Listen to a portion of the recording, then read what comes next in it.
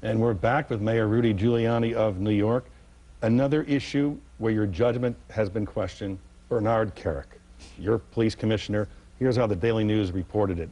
Bernard Kerik lied, schemed, and sold out the city, all under the nose of his mentor and pal, presidential candidate Rudy Giuliani.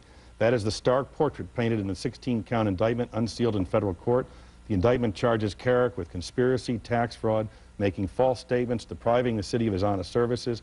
If convicted, he faces up to 142 years in prison, up to $4.75 million in fines. The indictment starts in '98 after Giuliani made Kerik correction commissioner, continues through 2000 when he named him police commissioner, and ends in 2006.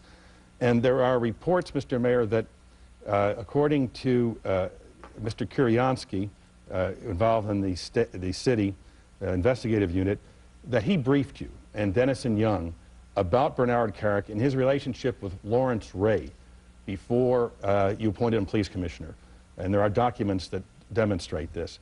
Mr. Ray, as you well know, was the best man for Bernard Kerik, had been indicted for his involvement in a company called Interstate Industrial. Do you recall the warning you were given about Mr. Kerik? I don't.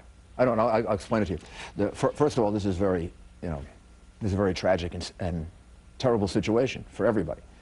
The reality is, I made a mistake. I made a mistake in not vetting him carefully enough. And it's my responsibility. I should have. And I've appointed hundreds, thousands of people. To that level, probably hundreds of people. And I have made a few mistakes. Most of them have been correct. Most of them have been outstanding people. Most of them have been outstanding enough to get exceptional results with their service, reducing crime, reducing welfare, turning around the city of New York, prosecuting organized crime, prosecuting white-collar crime. So I think my judgment on appointments turns out to almost always be very good, with, unfortunately, some mistakes that I've made. This is one of them, and I'm really sorry for it and have learned from it. On the other side, Bernard Kerik's public performance, meaning as corrections commissioner, as police commissioner, was excellent. He helped to reduce violence in the city jails by 70–80%. 60 Minutes did a whole piece on how he and his team had turned New York City jails into one of the safest in the country. He reduced crime in New York. He was a hero in every respect on September 11 and in the days after that. I watched him. We were trapped in a building together. I watched him operate. There was this other thing going on that I should have known about. I take responsibility for it. I should have figured it out.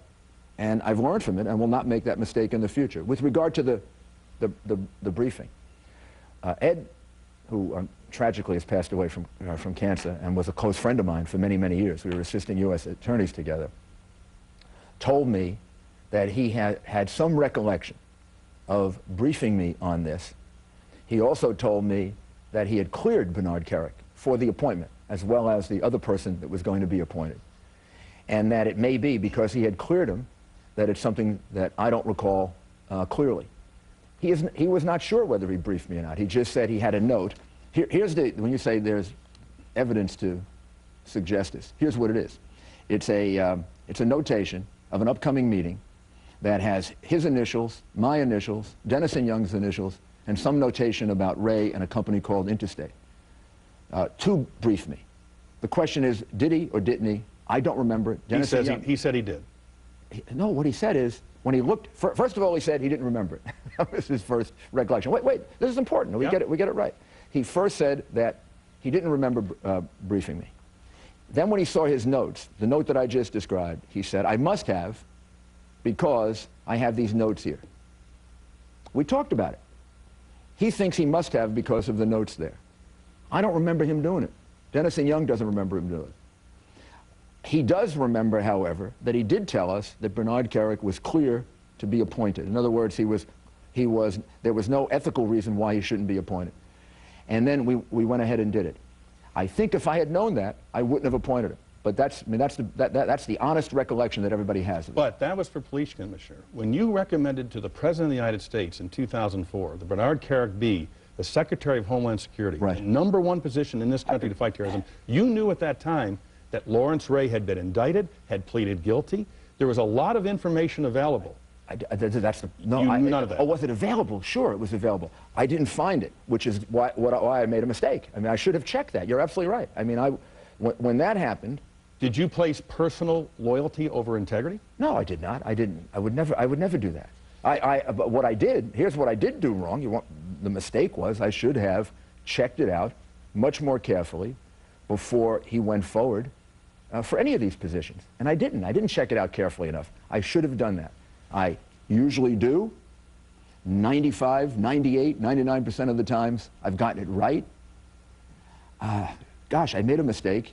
I learned from it. In the future, I'll be much more careful about it. I should have checked him out more carefully, and I didn't.